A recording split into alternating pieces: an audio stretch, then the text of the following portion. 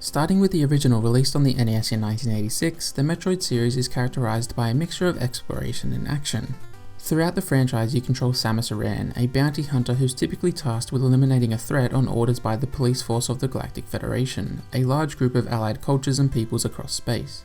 Metroid is one of the progenitors of the Metroidvania genre. Metroidvania games tend to have a heavy emphasis on exploration, a critical path gated by different upgrades or abilities, and clever level design that allows for non-linear play, with the world often wrapping in on itself to create shortcuts for easy navigation. In recent years, people have started looking for a more accessible alternative to Metroidvania, with some settling on search action. There's also Exploraction, which is really starting to take off. Okay, I made it up, no one's using that, but to me the word explore is much more critical to Metroidvanias than the word search. But it really doesn't matter because I'm probably just going to say Metroidvania as that's more established and, well, this is a Metroid game. Metroid Zero Mission specifically is a remake of that NES original, releasing on the Game Boy Advance in 2004. The remake added new areas, graphics, items and mini-bosses that weren't in the base game, as well as a completely new epilogue section, accompanying the title's larger focus on narrative. Zero Mission was directed by Yoshio Sakamoto, having worked on the series since its inception and being the only person on the Zero Mission team to work on a Metroid game prior. As for my personal history with Metroid, it was always a Super Smash Bros. Series to me. Like the Mother or Fire Emblem series, I was very familiar with Metroid growing up exclusively thanks to the Metroid content within Super Smash Bros. Games, never actually playing any of the games, with maybe the Masterpiece demo of Super Metroid in Brawl being an exception.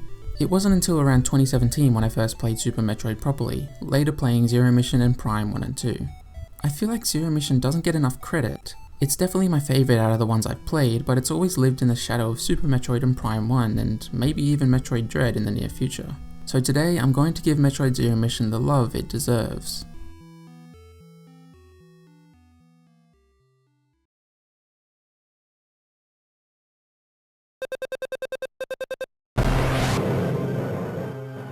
You're immediately pelted with an explosive animation that briefs you on Samus' mission, to eliminate all Metroids and Mother Brain on planet Zebes. You then see the surface of the planet, a sheet of stars suspended above it in the expanse of space. The music sounds inquisitive, struck by wonderment and excitement to explore, which primes you to learn about Zebes.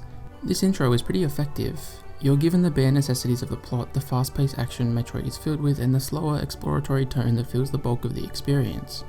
This also reflects Samus, engaging in massive firefights while staying cool and composed. My only real gripe is that static cut between the two halves. The timing makes it feel cobbled together and almost comedic, like the transition between two comedy sketches. What? Who are these women? Lesbians? It's hilariously out of place. A simple fade in and out would have suited much more, I feel. Where the title screen was more optimistic, the persistent drone of the file select screen taps into the looming sense of dread of Metroid games, with the menacing Chozo statue emphasizing that, while hinting at what we'll uncover on Zebes. The Chozo, by the way, are, or were, a technologically advanced race of bird-like people who used to inhabit Zebes. Starting up the game, you see a small monologue from Samus as she lands on the planet's surface. We're given a small insight into her past, and these inklings of character and history help her seem stoic and reserved, rather than bland and dry. This narrative is now positioned as her relaying it to the audience, adding some implication that everything we see and do will be coloured by Samus's perspective and experiences, giving it all a personal touch. After she readies herself, we take control, exploring Brinstar. The music acts as a great transition. The military-like drums and catchy melody are loud and crashing, being reminiscent of the energetic intro, while the layers of chants speak to the cold, haunting atmosphere that Zebes so often revels in.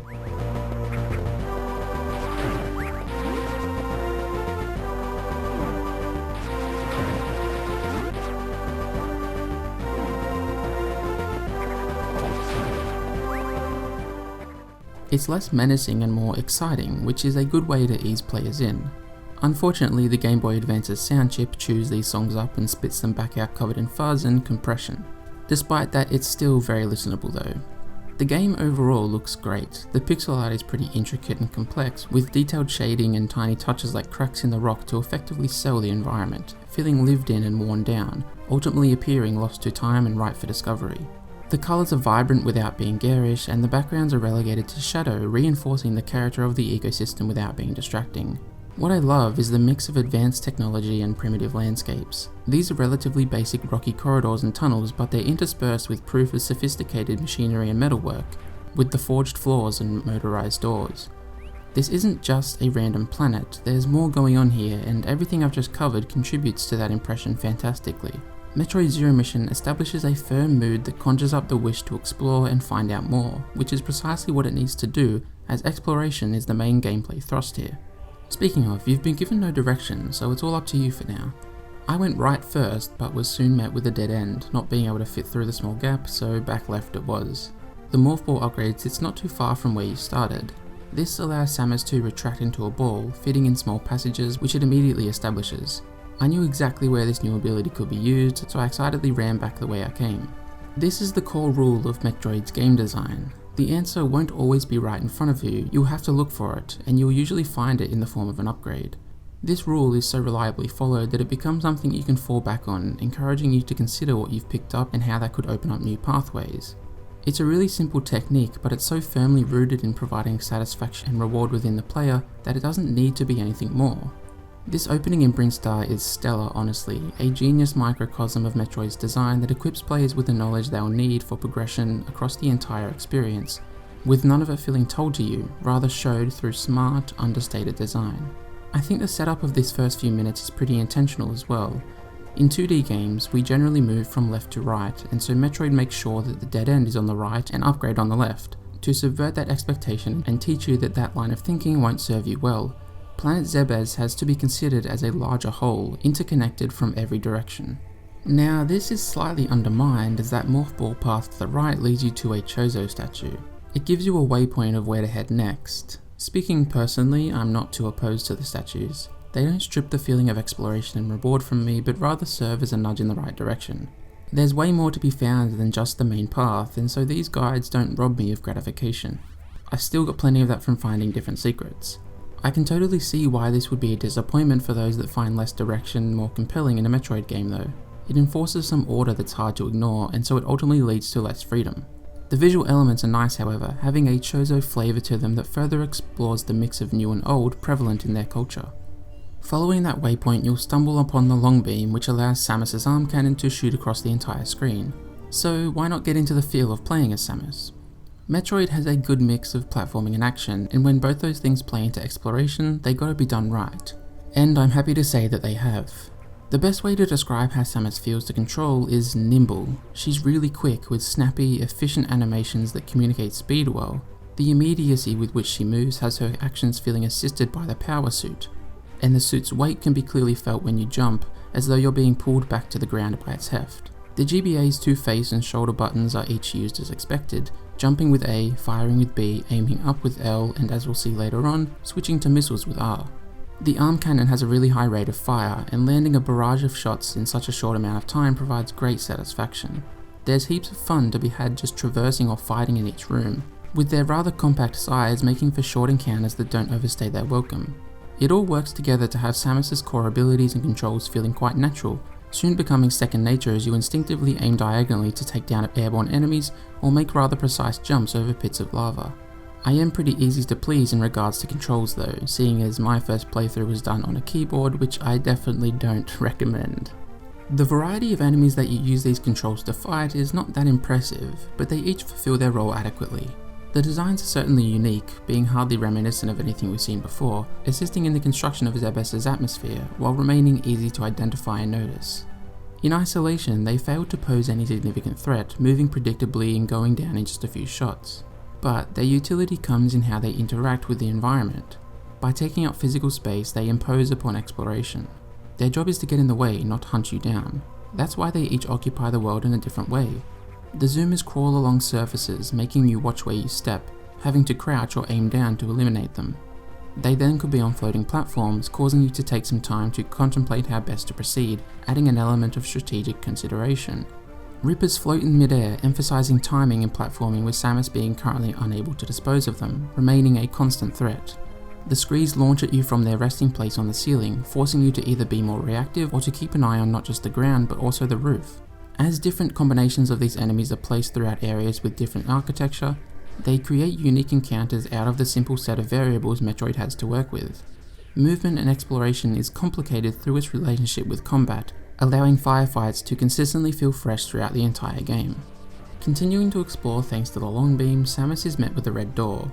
These require missiles to open and are conveniently marked on your map for future reference. The map system in Zero Mission is one of its greatest assets. It really hits the sweet spot, divulging enough information to make picking out items or areas you missed easier without taking away the mystique that's so important to the game's mood. It will let you know if an item is in a particular segment without being too specific, eventually marking that you've picked it up if you do so.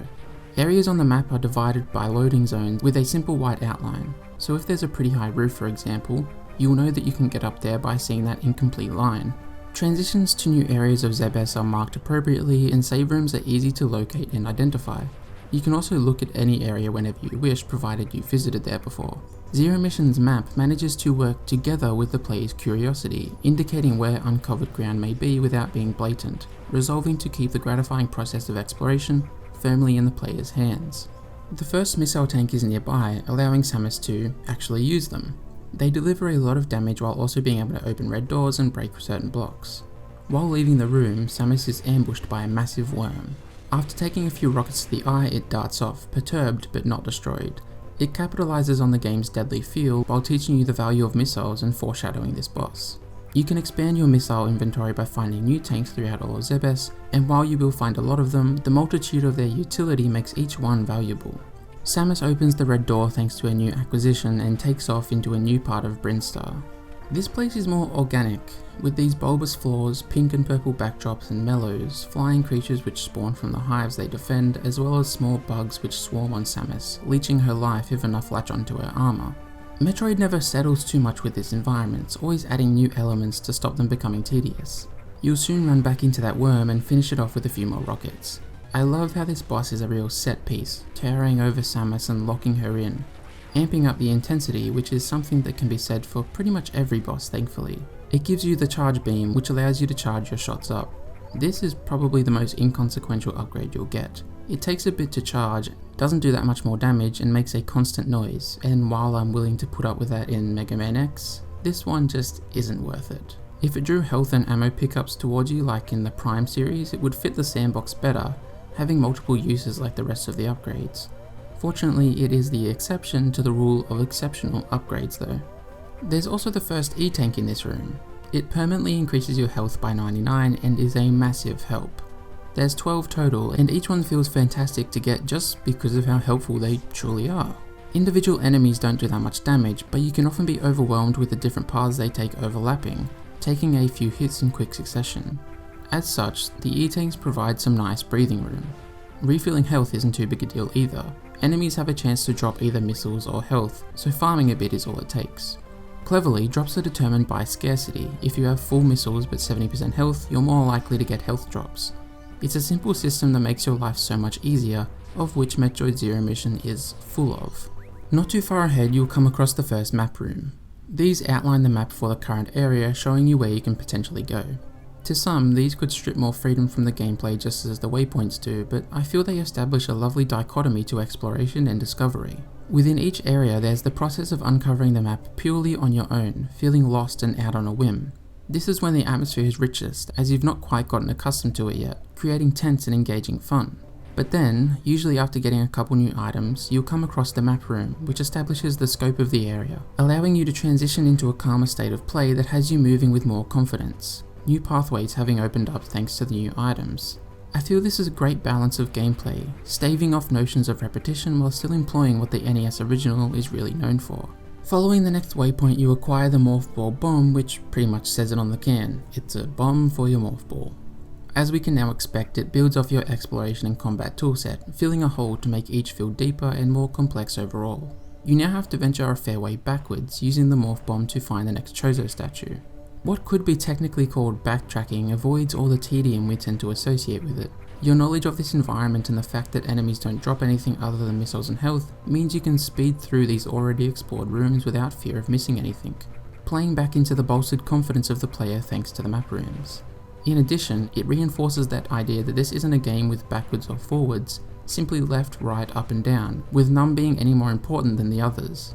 Soon enough, Samus descends into Norfair and we're shown Mother Brain watching over her. working as an intimidating reminder of what we're up against, not dwelling too long so as to overstay its welcome. Norfair is more menacing, with lower growling chants filling the space, flanked by reverbed drums that imply isolation with how they echo. There are then piercing synth stabs that speak to danger, and more specifically the moment of taking damage from an enemy.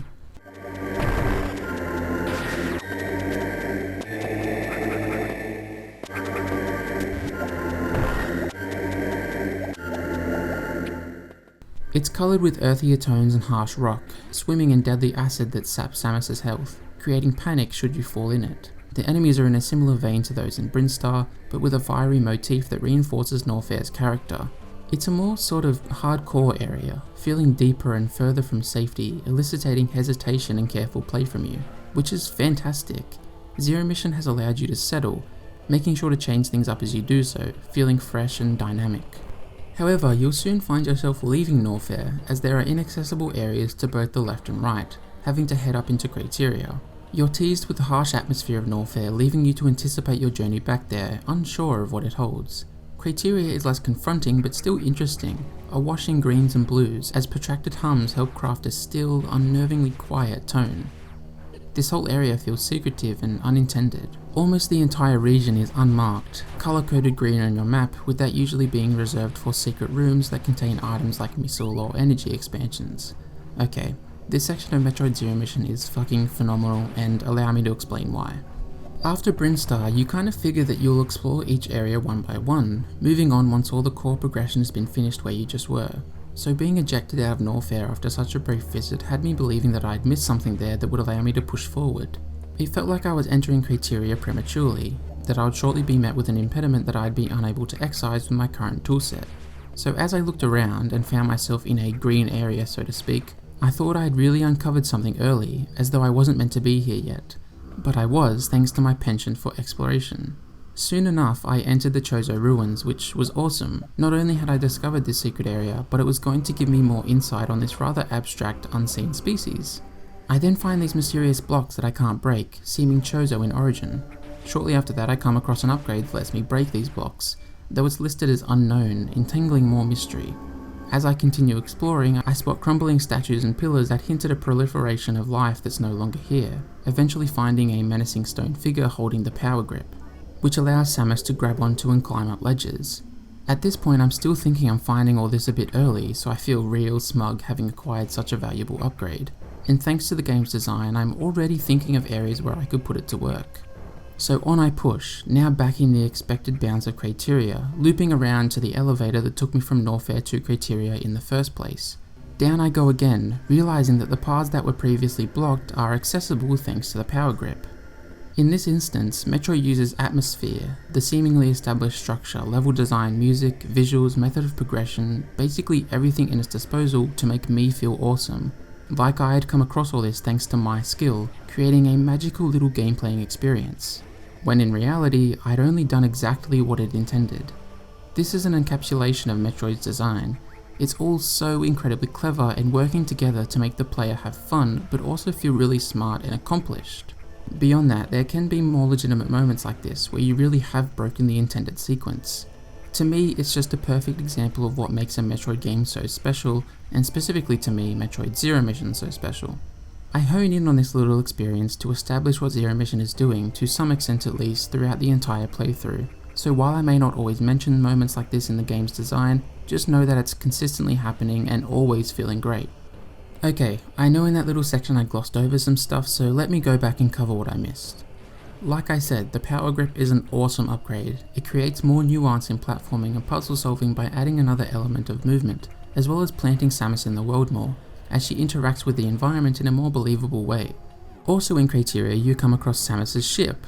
Although you see her landing, there's a disconnect when you next see her, now suddenly underground. So being able to find her spaceship helps connect those dots and make Zebes feel more interconnected and holistic.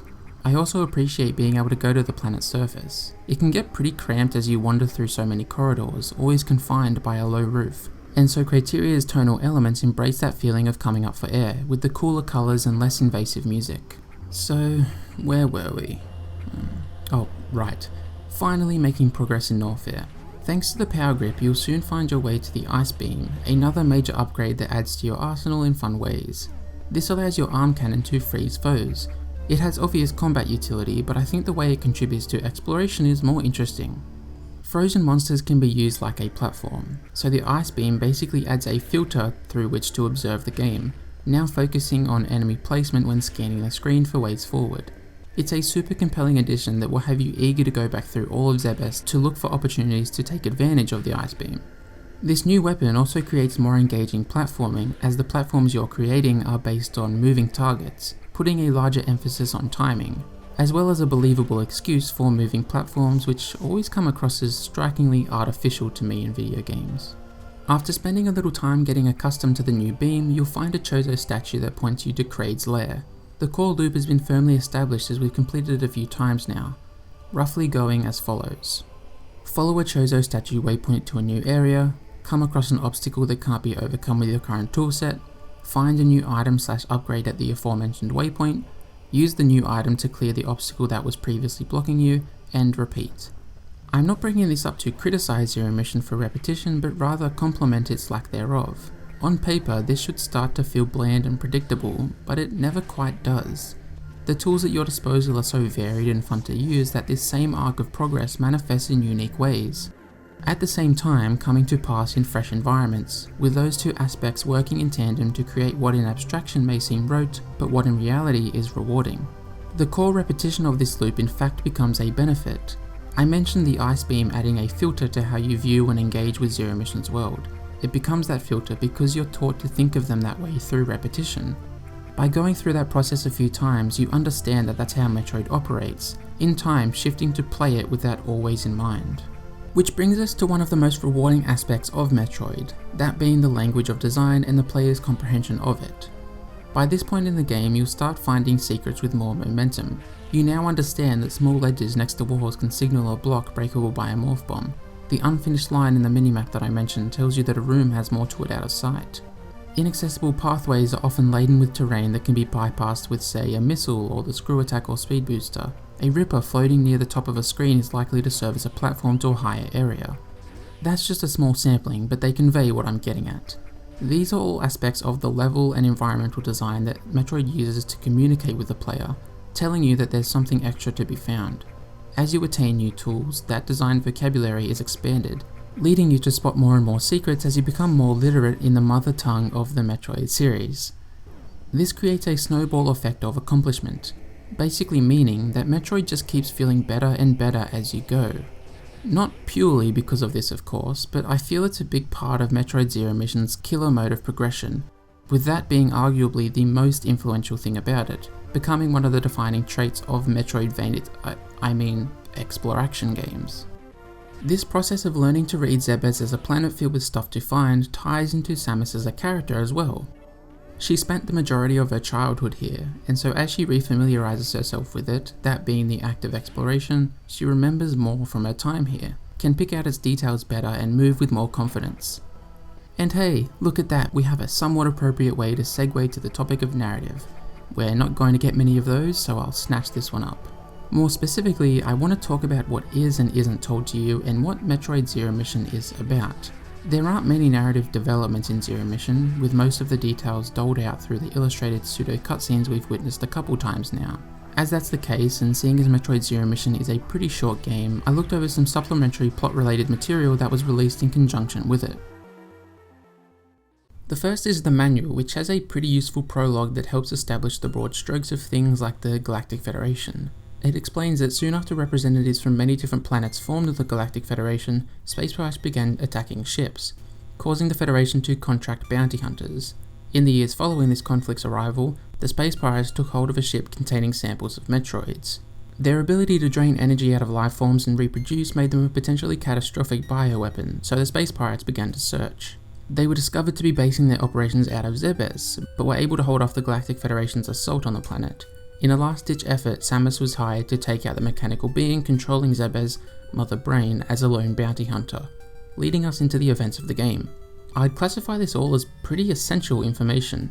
It's not strictly needed to understand what Samus' mission is, but it gives you way more clarity and context to work with. Things like the space pirates, Metroid's mother brain and Samus herself are also opaque within the game that it's easy to become nonplussed about it all, to the point of disregarding the story entirely. This prologue though gives you just enough to be curious about everything at play without being too in the know. I do take umbrage with the presentation of this prologue, but that's not entirely fair. We were all still reading game manuals back in 2004, and having additional plot details in a manual was pretty standard practice. It's just that it could have been handled better. Why not tie this into the idea of Samus telling this story that's established at the beginning? By ascribing further information for her to communicate, you give the player at least a little more insight into who she is, which certainly wouldn't hurt. Also, couldn't it just be under like a prologue option in the title screen? Maybe with a few of those illustrations we see, but of Samus sitting and writing this stuff down. I just think it's such a shame that they've written a prologue that really threads the needle in terms of informing the player, but they have then provided it to you in the least interesting way they could have. But these issues don't end here. There's also the 2-volume manga that was released around this time, telling the story of Samus's life up until Zero Mission's place in the timeline. It starts out pretty good, showing how Samus's parents were killed by Ridley when she was just 3, going on to be taken in and raised by the Chozo. You see that she got genetic enhancements to be able to wear the Chozo power suit, and how all the Chozo, in their deference to Mother Brain, allowed Metroids to be developed. Once you get all this interesting lore stuff out of the way, it's really not great. The writing is consistently weak, though that may just be the translation I was reading, as it was never localized outside of Japan. The biggest faux pas in that regard are Ridley telling the space pirates to kick some ass and calling some humans geezers. His dialogue really denigrates him from being a ruthless, intimidating space dragon to like some bumbling villain who I imagine sounds like Skeletor. The manga does have some cool panels of Samus in the suit, but also its fair share of muddled illustration that's hard to pass. It also doesn't actually stop where Zero Mission starts, telling a truncated chunk of the events that occur in the game. With that and other timeline inconsistencies it establishes being taken into account, its standing as a completely canon look at Samus's origin is kinda tarnished. Which is, you know, the entire point of the fucking manga. But to get back to why I brought this up, the focus on Samus's origin across the game and manga shows a real interest in making that the point of the game. She's revisiting this place that was once home and now defiled and desecrated. So when the player's main engagement with Zebes is exploration and discovery, Samus's becomes rediscovery. That idea is the primary theme of Metroid Zero Mission, and so with that in mind, this manga becomes a flaw of Zero Mission in a way. Why did they relegate Samus's childhood to a Japan-exclusive manga? Why not appropriate some of the pages that show pivotal moments in her life into the game?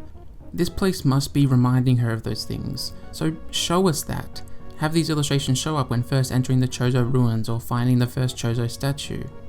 Instead, we're given practically nothing for 90% of the game. Metroid Zero Mission is about something, about an idea and theme, but the exploration of that is spread between two different mediums, with other pivotal details left in the manual and not on the screen.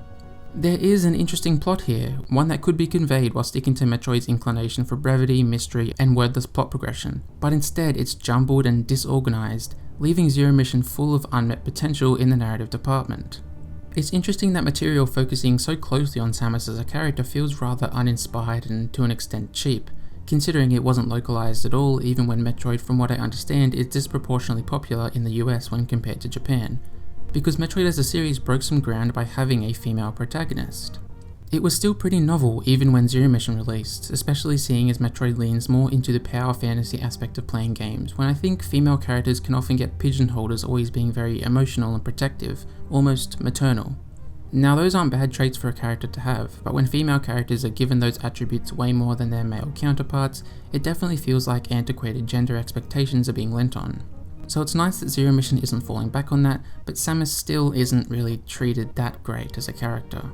To me, there's always been a weird relationship between Samus as a character and Metroid as a series. Samus is strong and independent without being unflawed, making her a step forward in the way women were handled in video games. Yet from the very first game, the player is rewarded for a faster completion time by her wearing less and less clothes. She weirdly becomes some sort of trophy where her body is the reward, sexualizing her in a way that isn't consistent with her as a character, being reductive and misunderstanding what makes her interesting. I'd be curious to hear what people think because it's always been a strange contrast to me. Making your way to Kraid's lair involves heading back through Brinstar. As you retrace your steps to hopefully make some progress, you'll re-engage with secrets that you noticed before but were unable to actually complete. There's a sort of iterative process that plays out, revisiting things and slowly making more progress as you encounter them with more tools. This helps to firmly cement them in your memory, without eventually leading to a reward. Emerging into Kraid's lair, you're met with menacing music and distraught stone, cracked and weathered by time. It's a bit dull and brutal looking, with the enemies having evolved to become particularly powerful in an effort to survive. The very obvious boss room has everything here play into the anticipation of that fight. It takes you off guard then when you face a mini-boss, quickly using a zipline to cross the acid and sneak some shots in. It's a ton of fun and can prove a challenge, with mistakes being punished by consistent damage from the acid. Kraid as a region of Zebes has perfect scope. It isn't so small so as to seem like padding just before the boss, but isn't so big that you lose sight of the approaching battle. My biggest gripe with the area would be the random pool of acid that isn't actually there. Once you find the map room, it's more obvious that there is a way forward through the acid, but it just feels like strikingly artificial and obtuse progression, which sticks out in Zero Mission's great pace and critical path. Along the way, you'll find another unknown upgrade, bestowing the capability to destroy certain blocks, much like in Crateria. With these unknown items still appearing to be Chozo artifacts, we see more evidence of Samus having to relearn and discover parts of this culture that she once so intimately knew. There's progress for her to make in that regard, and it's nice to see that affecting her mission and actions in the form of these unknowns. Entering the arena with Kraid, we see him towering over Samus with mammoth claws and glowing red eyes. The illustration adds some great drama. The fight involves shooting missiles into his mouth when he fires his claws at you. Their unpredictable pattern, combined with the increasingly precarious ground, creates heaps of tension and a decent challenge as well. I also love how colossal he is, dwarfing Samus so completely, trapping her and limiting her movement. The best way to actually overcome him is to take a moment and breathe. So much is going on with the music and his screams and the projectiles that you forget that the strategy is actually really simple. You have to embody Samus to an extent, remaining cool and calm if you want to kill Kraid. His death causes one of two doors to Tourian to activate, teasing the importance of that area. Behind the arena you find the speed boost upgrade. After running uninterrupted for long enough, Samus will accumulate enough speed to break through certain blocks, destroying any enemy she comes into contact with along the way. It expands the Metroid Zero Mission language, causing you to look out for particularly long straightways. It also creates more continuity to the world, as you run through multiple rooms with just one boost, also having to consider puzzles as things that may involve a group of rooms rather than one small space. Interestingly, the speed booster has some hidden aspects to it. You can perform a shine spark while using the speed booster, allowing you to retain the same speed and power but in a different direction, even being able to pull it off in morph ball form. This isn't required to beat the game, it's just something you can do to reach places early or get some particularly tricky secrets. This idea is a quirk of Zero Mission in general, also being able to pull off wall jumps, despite being completely unnecessary as far as story completion goes. There are just these extra techniques that are never explained or taught. As such, you will likely only know about them through their appearance in earlier titles. I'm kinda torn on this. Rewarding series fans for their knowledge makes sense in a remake of the first game, but at the same time it could prove a blockage to 100% completion if you're a new player. It's not that big a deal nowadays, you can just look it up if you want to, but it's something I could see myself falling both ways on, if I personally cared about getting absolutely everything that is. Leaving Kraid, you'll see Ridley approaching Zebes in the Space Pirate's mothership, his reputation preceding him. It's a cool instance of a remake leveraging a character's retroactive popularity. In the original, Ridley was just a boss, not all that more important than Kraid, but by 2004 his status had rose, becoming one of the most recognisable parts of Metroid. As such, a remake can lean into that and build in a few new elements that fit perfectly. A Chozo statue points you back to Norfair, and using the speed booster you can pick up the high jump. This gives Samus a higher jump and the ability to jump in morph ball mode, which is super convenient. We're then led back to Brinstar, and after making our way through some new sections we find the Varia suit. This makes Samus take less damage from enemies and allows you to travel in acid and hot environments without getting hurt. The new suit completely reinvents the player's relationship with the environment, as what felt like a rather permanent obstacle is trivialized, opening up exploration with a stride, as opposed to a step like with earlier items. This leap forward firmly plants the Varia suit as a decisively pivotal item in comparison to some others before and after it, making the intended upgrade route rather uneven. I say that as a positive though. It creates milestones and markers of progression that are mechanical rather than narrative, where we would usually use plot points or boss fights as a way to distinguish between sections of a game. And there's subjectivity to that. Depending on how you play and what you value, maybe you don't really think of the various suit as such a major moment, which is cool. It adds personalization and the feeling of your playthrough truly being yours. Now it's back down to Norfair again, with your arsenal of tools and knowledge thankfully making the back and forth more bearable. Within the untread ground of Norfair, you see Zebes fighting against itself as an ecosystem, with green tendrils wrapped around enemies, holding them in place. You've seemed like the sole target thus far, so it's great to see more fleshed out interactions between the food chain to give a greater sense of place and immersion. After acquiring the wave beam, which can helpfully shoot through walls, you encounter some new organisms, the Kiru. These enormous larvae block the way, with that infantile form and foreboding music implying what they may become. There's always some short-term mystery in Zero Mission, stringing you along with multiple threads at a time so that each step forward feels important. Things come to a head when you see a Kiru ensnared by that parasitic greenery, ejecting corrosive projectiles. As you shoot the vines off, the larvae regains its colour, eventually falling to the ground. The whole thing is palpably disgusting. Its impact onto the ground has inadvertently opened up a way forth, allowing you entrance into the depths of Norfair, Ridley's lair.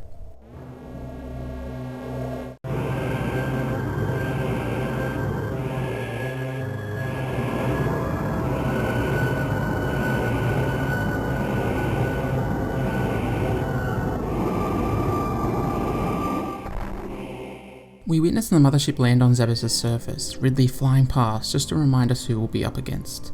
The music creeps along, the rumbling guttural lead synth giving way to off-kilter, elongated notes from electronic keys, as space is created by higher reverberating notes.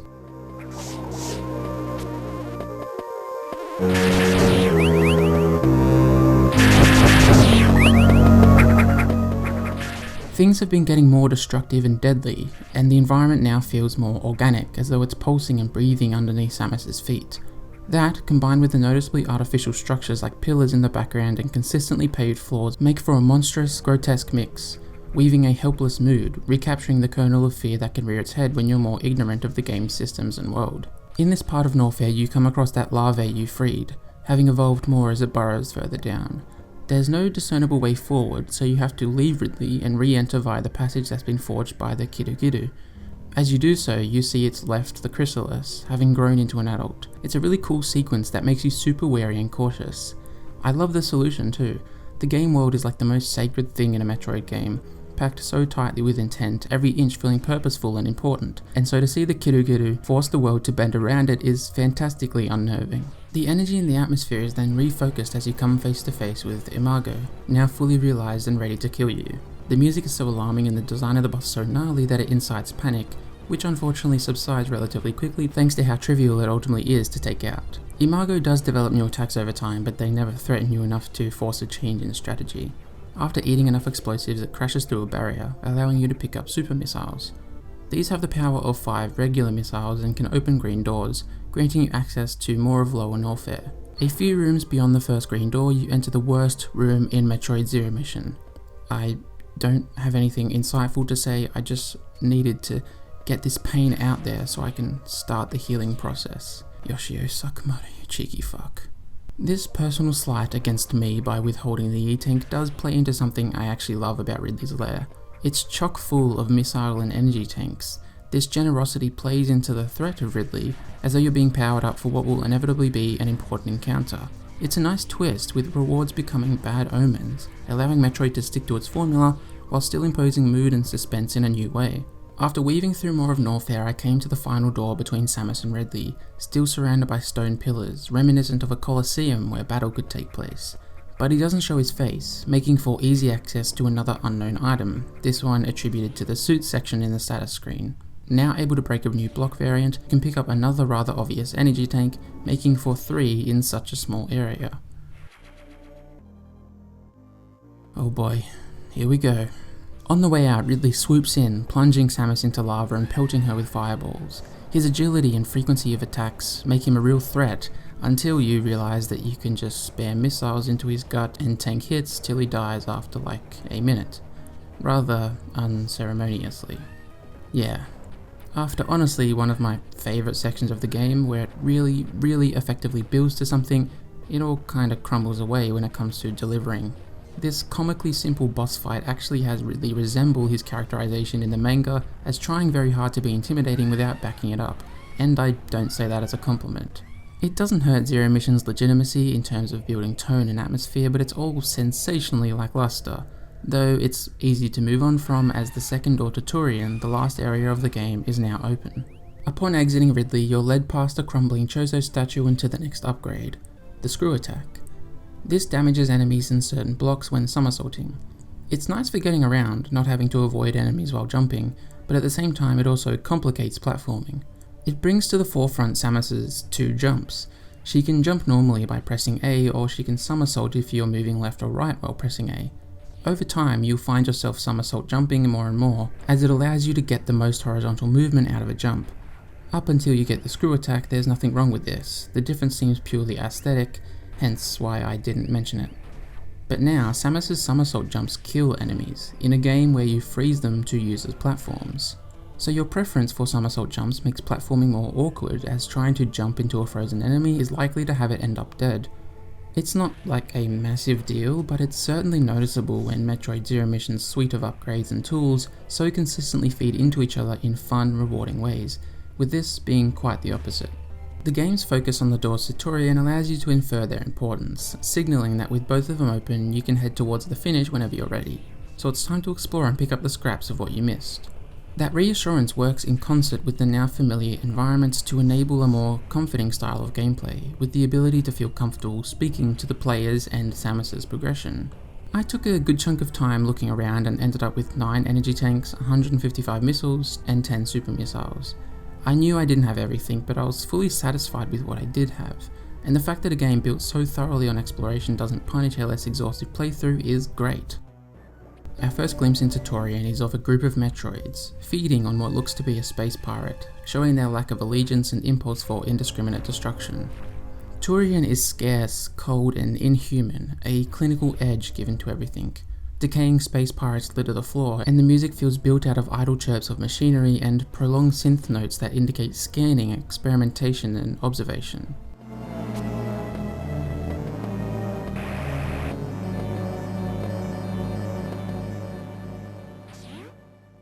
Everything feels too quiet and looks like a perfect lab thrown just a bit off course. You're given 1 or 2 rooms before you face rinkers. Rings of torrid energy that can pass through walls to inflict damage. They're fired as long as you're in their area, meaning that there's not much sense of exploration but rather survival, as Samus is under a constant threat, however slow moving it may be. Then Metroids begin showing up. The titular creatures latch onto Samus, draining energy, only letting go when hit by a morph bomb. They don't leech energy that quick, but the constant feedback of Samus getting hurt leaves you wanting them disposed of as soon as possible. Doing so involves freezing them with the ice beam and pumping them with 5 missiles. And though it appears simple, they thaw out rapidly, requiring you to seamlessly switch between missiles and the ice beam in quick succession, all while dodging the rinkers. Their design is also fantastic. It's obviously iconic at this point, but its simplicity suggests that it's a pure, streamlined killing machine, with daunting fangs and a distinct lack of any other distinguishable features. Tourian is incredibly simple, but the rinkers, Metroids and area layouts work in complete unity to instill fear and discourage exploration, instead moving on as soon as the doors release, that occurring once every Metroid in the room is taken care of. It's a remarkably memorable sequence that at the same time isn't at all cheap or unfair. There are 3 save rooms sprinkled through a rather short area, and rinkers provide an endless wealth of missiles and health if needed. Metroid Zero Mission doesn't need to lean on cruelty to succeed, seldom sacrificing game feel for the sake of something else. The Zebezian, well fuck, I've been saying Zebes, but my instinct is to say Zebezian, which contradicts what I've said throughout the whole video and will make me look stupid, but at the same time, Zebezian sounds stupid, so, shit. The Zebezian command center is where Mother Brain rests, guarded by turrets, lava, rinkers and zebetites, a sort of regenerative ore that can be destroyed by a barrage of missiles. It doubles down on the rhythm established in Tourian, where you must always be moving to avoid incoming fire. The gaps in the assault are narrow, making progression stilted and uneasy. Each hit will knock Samus back, proving especially deadly when you're suspended above lava. The zebetites almost look like veins or arteries with blood rushing through them, with the background being made up of pipes and wires that also resemble veins, playing into the cruel mix of organic and artificial that Mother Brain is, being a massive brain that acts as a computer/AI. It's like an extrapolation of what we saw in Norfair with its natural and Chozo-made elements. So why is this juxtaposition here? Primarily to craft a disconcerting and intimidating air, but I think it plays into Samus's subtle journey as well. Just as Mother Brain is a chimera of man and machine, Samus has a blend of Chozo and human DNA, over time taking on a rather quiet, cold, and stoic disposition, to an extent reminiscent of the detached aura of Tourian. So I think there's lots of symbolic weight to the upcoming encounter for Samus. Mother Brain destroyed the Chozo, so as Samus has rediscovered her childhood via the small vestiges of Chozo culture that still remain on Zebes, this mission's become more and more important to her. It highlights what Samus is, someone using her power to fight for the Chozo and humanity, rather than Mother Brain, who does precisely the opposite. All these parallels create a compelling, important final battle that highlights Samus's personal stakes. And for Metroid, it makes sense to keep these narrative elements symbolic. Its storytelling has always been subtle and brief, so this feels completely appropriate. The fight itself stands out for its distinct lack of action. Mother Brain never initiates anything, just fighting back once you've broken the glass chamber she's in. The music never changes, remaining steady, and the turrets and rinkers behave no differently than before. It's wonderfully no-nonsense, with that description befitting Mother Brain and Samus. Aptly, the environment is the biggest hazard. Mother Brain's single move and the surrounding turrets and rinkers are placed perfectly to knock Samus off the two small platforms and into the lava below. Although it's not high-octane or openly climactic, the Mother Brain fight entails everything Metroid Zero Mission strives for, condensing its essence into a really tense, symbolically important, fun battle. After firing enough missiles into Mother Brain's eye, she goes down, triggering a self-destruct sequence. This is where the drama and excitement comes in. Samus has 2 minutes to make it to her ship as Zebes crumbles around her. It's so much fun and it is the perfect way to cap Zero Mission off, with a bout of semi-exploration and platforming under harsh conditions. Samus reaches her ship and takes off, narrowly missing the explosion that follows, removing her power suit now that she's done, having saved humanity and fought for the Chozo, as a Chozo.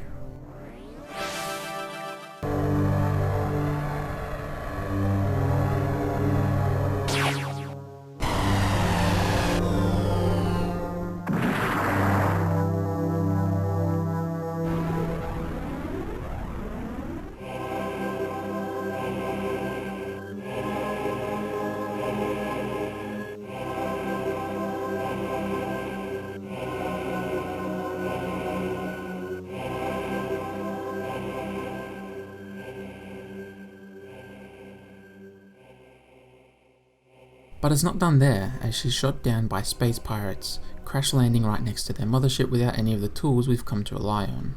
This epilogue was added for the remake and involves infiltrating the space pirate ship with a focus on stealth rather than straight action.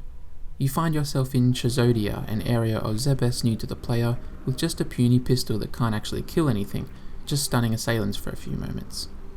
Your vulnerability is driven home through the status screen where Samus is seen to be woefully under-equipped, the rain and ominous, daunting music making for a dramatic setup and highlighting exposure to the elements. I love this idea of making the player so weak after reaching the peak of Samus's power. Sans power suit, Samus is obviously more visible, making this a touch more personal, with her vulnerability playing into that as her small arc and the theme of rediscovery comes to a head with this epilogue. I'm actually not very into Samus's Zero Suit design. In-game it's not too bad, other than the single very bright blue pixel that's supposed to be her eyes. But in general it all feels very fanservice-y, again missing what made her so important back in the 80s and 90s in terms of representation. I know there's an in-universe reason for this painted-on suit, but the team who designed it also had control over its justification. Zero Suit Samus doesn't need to look like this. It's not some immovable truth of the universe. Beyond the needless sexualization, it's also just a really boring design. She's just some skinny, generic, conventionally attractive woman. Her look doesn't really reflect her life or training at all. Sure, the suit provides plenty of assistance in terms of her strength and such, but you'd imagine that she'd still be pretty muscular, and generally bulkier than she ultimately appears. At least it's not the worst iteration of the Zero Suit though. She'd go on to have high heels, which isn't just more fanservice bullshit, but makes any argument that the Zero Suit is the way it is to improve mobility completely moot. In her Zero Suit form, Samus can still grab onto ledges and fit in tight spaces by crawling, but lacks all the additional utility the power suit provided her, with her limited moveset focusing on exploration and movement, helping push the player to play with that prioritization in mind. Blocked by a green door, Samus enters the mothership through a vent, and we're shown a robotic eye focusing, foreshadowing something. The first impression of the mothership is fantastic, as tentative, sustained notes and soft, steady percussion complement the feeling of hiding in the shadows, space pirates patrolling above you.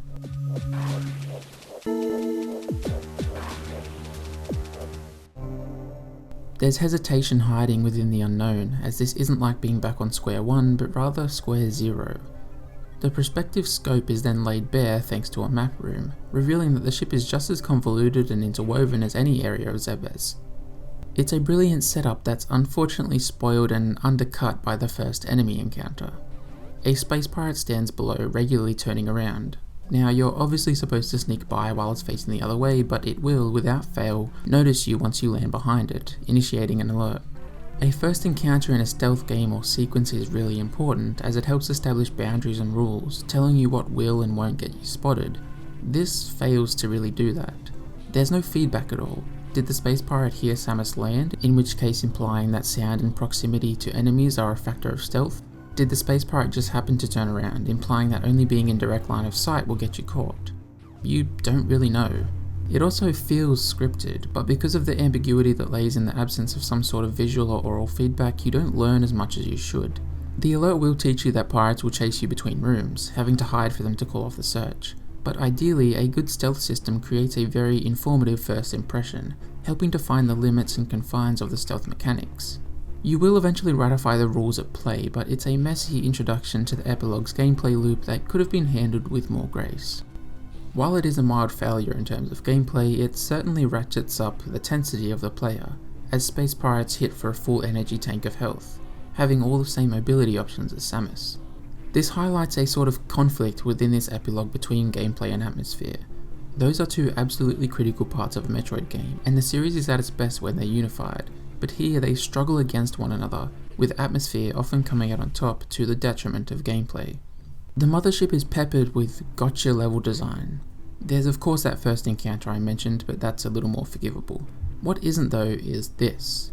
Right after laser sensors are introduced, you're forced to shoot a block that has the ground vanish from beneath you, Samus plummeting to the floor and in the process tripping a laser that spans the surface end to end. There's no way to avoid this, so the first time you encounter it, it's cheap and unfair, and if you die and have to do it again, it becomes irritating because you're forced to trigger another alert, which is a sort of soft fail state when playing a stealth game. From a gameplay perspective, this feels bad no matter what, but from an atmosphere perspective, that first time you trip it floods you with panic, eliciting high stakes moments that can be satisfying to eventually evade. Now, I'm not against gameplay feeling a little unfair if it's in service of an interesting narrative or narrative adjacent purpose, just see my Celeste video for proof of that. But Metroid Zero Mission has already proved it can pull off a balance of a pressurized, high-strung atmosphere and fun, satisfying game feel at its introduction and a bit later during Norfair. This laser example isn't the only instance either. There's also hidden compartments that space pirates sit in, ambushing you with more unavoidable alerts. Zero Mission's design just doesn't quite live up to its own standards in parts throughout the epilogue, which is really unfortunate as the rest of it is heaps of fun. As you explore, you encounter more obstacles like spotlights and areas hidden in shadow, and you're constantly relegated to scrappy alternate paths as Samus finds her way around locked doors, in the process integrating foreshadowing for later on. The environment's look is distinct, and a stricter focus on large open rooms helps the mothership attain a unique structural identity. The alerts that are actually your fault are still really intense, providing the sensation of the escape sequence in shorter, more manageable bursts. Samus will eventually take a tube from the mothership to another area, not disclosed by the map. You're back amongst Chozo ruins, getting to see them with more clarity. Their imagery and architecture is reminiscent of ancient Egypt, depicting trade, combat and possibly faith, but more importantly a complex, rich culture. And that idea of rediscovery is brought back to the forefront as Samus navigates areas that are better preserved, maybe serving as a more robust reminder of her childhood. That's backed up by the minimap designating this all as a secret area, which is a cute touch. Deeper into the ruins you come across the power bombs, held by this weirdly suggestive statue, promptly taken away by a space pirate. The ruins are almost as big as the mothership itself, and there's no permanence thanks to your gun, causing gameplay to feel less definitive as you race through rooms in an attempt to stay safe. After walking through a half-flooded room, you see a cutscene of a much grander mural, Chozo congregating around what looks to be one of their own, possibly a leader wearing the power suit. It pans down to reveal Old Bird, the Chozo who took Samus in hand with her as a child. This hall brings back old, vivid memories, having truly rediscovered part of her culture and childhood, I'd say making her more complete in a sense.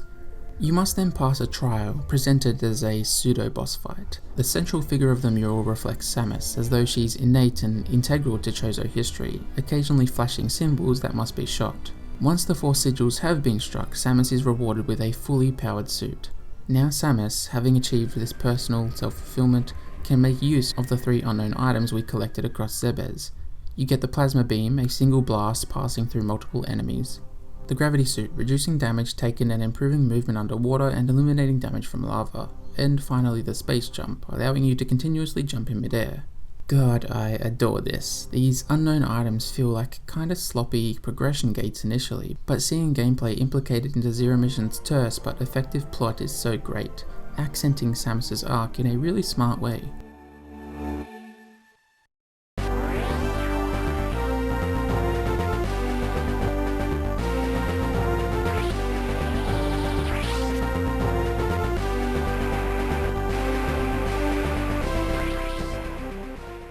And oh, is a fully powered up Samus a glorious thing.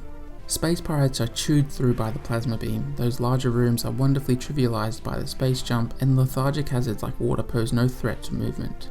The Brinstar theme blasts away, calling back to the beginning of Samus's journey, coming all the way back around to the final stretch, much like how Samus's story involved her coming all the way back around to her childhood, her beginning.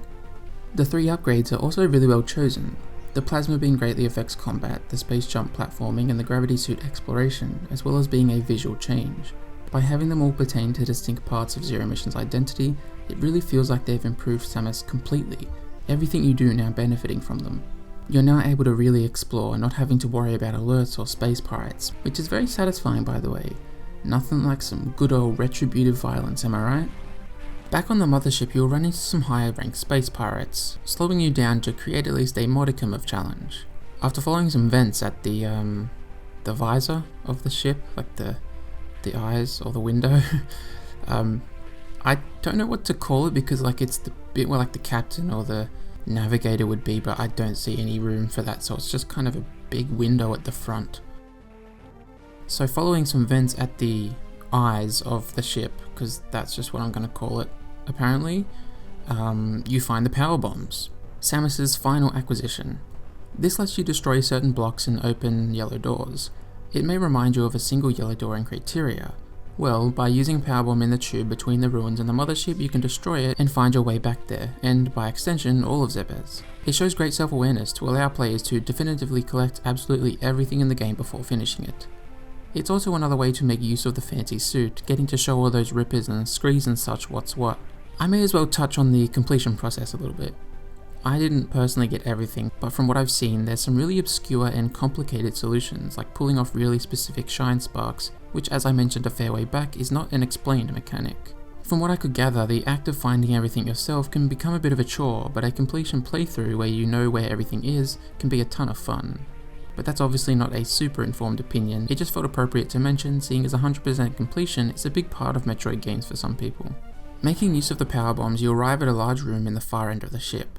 A faint mechanical wheeze grows, Mecha Ridley soon entering the room, being the host of that eye we saw when first entering the mothership.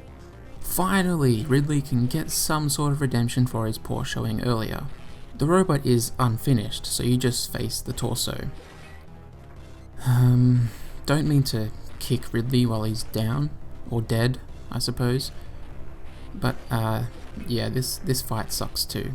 You just gotta shoot the core with missiles, and while he hits like a tank with some cool laser and rocket moves, Samus's super missiles make quick work of him.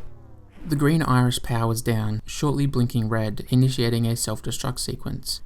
Which is honestly pretty rude, like, Ridley, have some faith in your staff, they might have killed Samus eventually. But no, let's blow the whole place and them up if your half-finished, ineffective robot carks it. Well, I'm not exactly complaining, another escape sequence is cool with me. The escape sequence is an amazing climax. Having to tangle with space pirates the whole way while also working around a constant alert phase makes for a protracted and fierce escape. Not to mention the lack of direction, you don't really know where you should be going to escape, requiring more deduction than the one on Zebes. You'll soon find yourself in the dock, and after fighting off 2 space pirates, Samus hijacks an escape ship, successfully fleeing as the mothership explodes behind her, ending Metroid Zero Mission.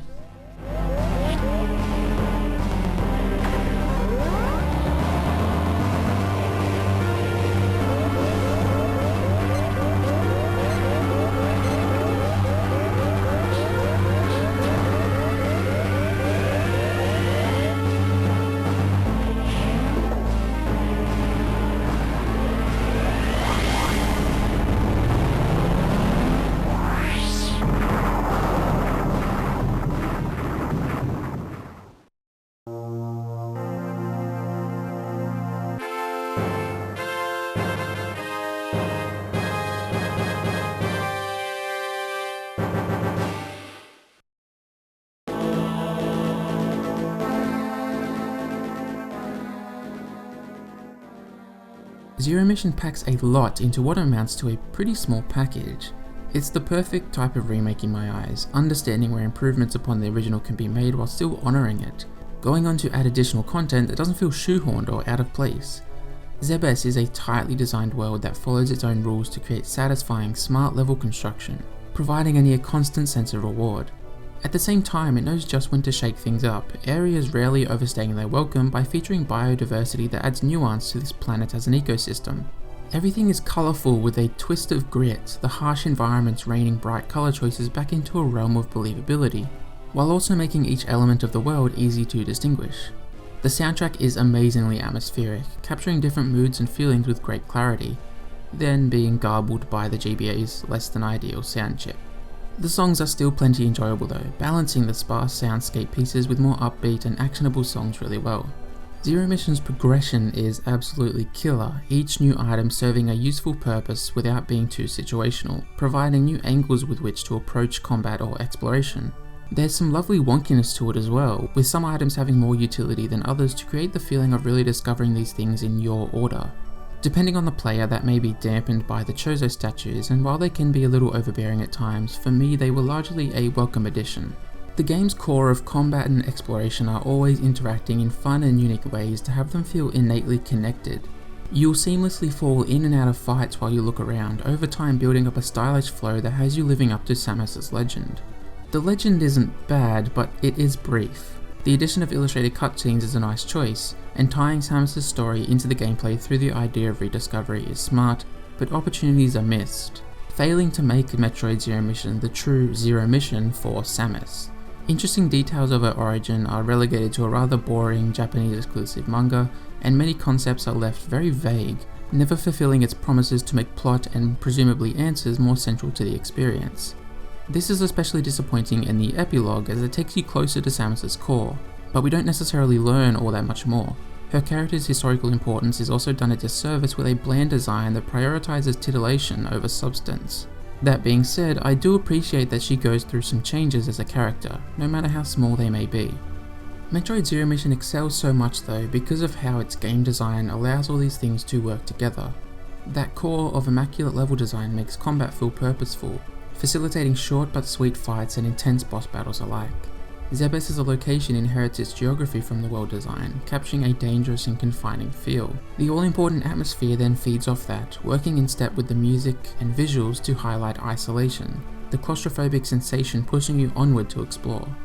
The sandbox of items drip feed further player agency within the world, supplying you with opportunities to grow in power and progress. Then the story zeroes in on the player's primary method of interaction, that being exploration and discovery, to feel natural and at home, even with the flaws it may have. Metroid as a series does this all so well that it partly birthed an entire genre of games, with its myriad of game and system design methodologies proving influential for decades to come, while the series itself has made a welcome comeback over the past few years. But it's Metroid Zero Mission in particular that I think serves as a perfect starting